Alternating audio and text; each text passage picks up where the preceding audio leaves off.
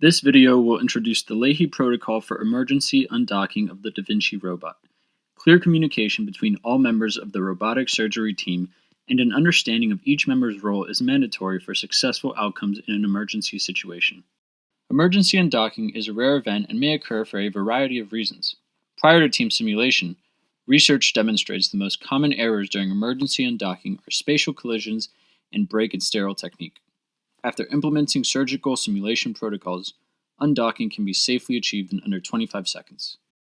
Individual team members must be fully aware of their role in emergency undocking protocol. Number 1.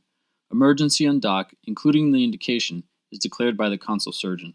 Number 2. Working in tandem, the first assistant and scrub undock as follows. A. Remove instruments. B. Remove trocars from patient with robot arms attached. C. Detach trocars from cannula mount. Number 3. Only when the surgeon declares all clear does the circulator move the robotic base.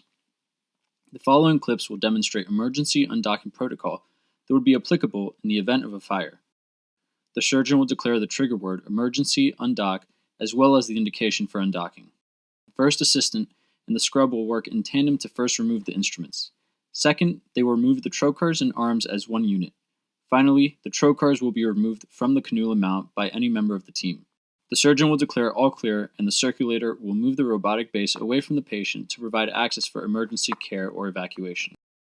After removing the camera, it is important to turn the camera off, otherwise it could be a fire hazard. Removing the instruments must be done before removing the trocars. Depress the port clutch button and lift the trocar and arm as one unit from the body cavity. Remove the trocar from the cannula mount. The robotic base cannot be moved if the trocar remains attached to the robot arm. It is important to remove the instruments first, otherwise the arms of the robot could get stuck.